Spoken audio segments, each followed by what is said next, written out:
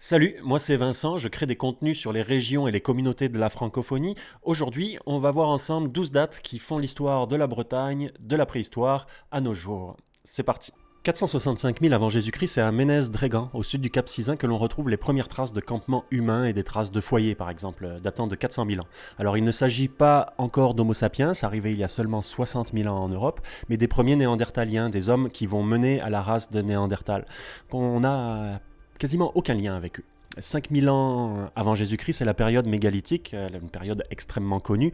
Le cairn de Barnenez, le plus vieux monument d'Europe, c'est la première trace de cette civilisation de l'ère mégalithique. Une période qui va durer près de 3000 ans. On parle enfin d'Homo sapiens, bien que ce ne soit ni les ancêtres des Bretons actuels, ni des populations gauloises les ayant précédés. C'est la première civilisation qui domine la Bretagne. Le 1er siècle avant Jésus-Christ, c'est l'entrée de l'histoire dans l'histoire de l'armorique, avec les mentions du peuple vénète et des peuples de la Confédération armoricaine. Dans les commentaires sur la guerre des Gaules, le pamphlet politique de Jules César, rédigé en 57 avant Jésus-Christ. Ce sont des peuples celtes ou gaulois, suivant comment on les appelle, qui ont probablement dû se mélanger avec la population locale. Ils seraient arrivés entre le 3e siècle avant Jésus-Christ et le 1er siècle. 52 avant Jésus-Christ, c'est l'entrée dans l'Empire romain, une ère de prospérité de près de 2 siècles. Après la défaite de la Confédération Arverne et de ses alliés, la Bretagne est rattachée à Rome et ce qui va devenir l'Empire romain. Un rattachement politique, économique et culturel, mais dans de moindres mesures que d'autres régions. La paix romaine va durer 200 ans et entraîne un haut développement économique jusqu'au début des grandes invasions. Une période dite des grandes migrations maintenant, quand on parle d'histoire. En 368, c'est les débuts des grandes migrations. Depuis 100 ans, l'Armorique, qui va bientôt devenir Bretagne, est dans une situation relativement chaotique. Les Scots, les Saxons menacent l'Armorique et la Bretagne insulaire, la Grande-Bretagne actuelle. Un système de défense de part et d'autre de la Manche est organisé par l'administration romaine et par les Bretons insulaires, sous la direction de Théodose l'Ancien, un général romain.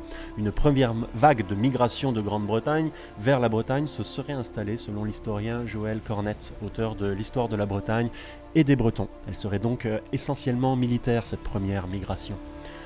En 410, c'est l'abandon de la Bretagne insulaire par les Romains.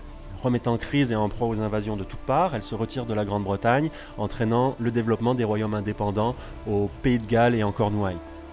Une émigration plus massive va peu à peu s'installer pendant 2 siècles. Elle va même être organisée et encouragée par l'Église et les chrétiens bretons de Grande-Bretagne, venant chercher refuge sur la future péninsule bretonne face à la poussée des Saxons outre-Manche.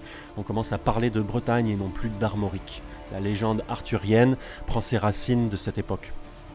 Et la langue bretonne va peu à peu prendre place, d'ailleurs, prendre la place des parlers gallo-romains.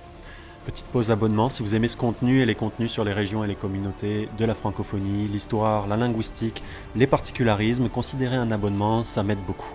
Merci à vous pour votre soutien. Un petit pouce aussi peut aider grandement l'algorithme de YouTube pour le développement de la chaîne. En 849, c'est la naissance du royaume de Bretagne, couronnement de Nominoé à Dol et unification des différents royaumes bretons qui avaient cours jusque-là. On qualifie donc cet homme de père de la patrie, Tadarvro. Le royaume va perdurer pendant 100 ans. C'est une période assez houleuse pour la Bretagne, caractérisée par les percées des Vikings. En 939, c'est la naissance du duché de Bretagne. Alain Barbetorte prend le pouvoir et devient le premier duc de Bretagne alors qu'il refuse de prendre le titre de roi. Il prête hommage au roi Louis IV en 942.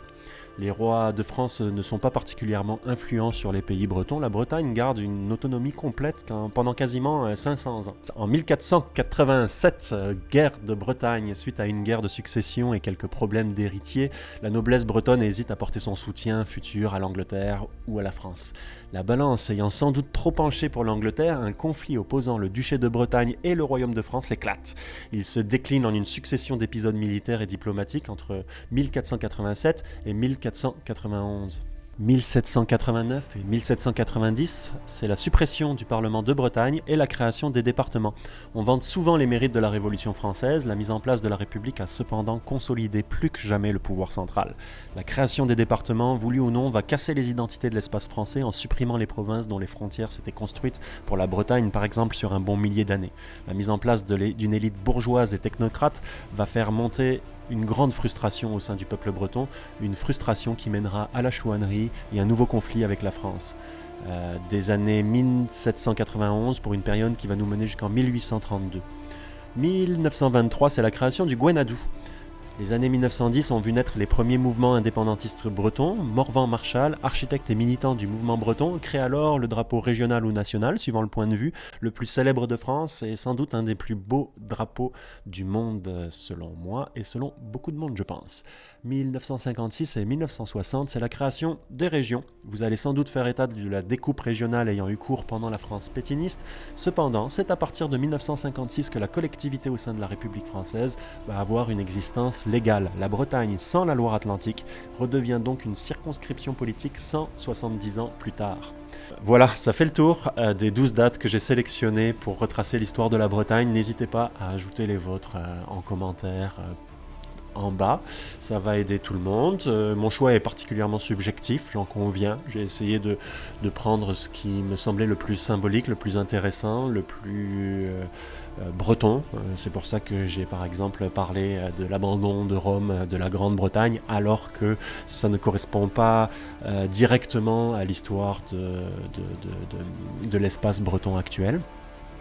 J'ai mis quelques liens en description pour des bouquins et pour me soutenir. Je crée par exemple des t-shirts bretons que vous pouvez aller consulter sur ma collection. J'ai aussi un petit pot pour prendre du pourboire si jamais. Et je vous dis kenavo à tous, merci pour votre soutien et à bientôt sur la chaîne.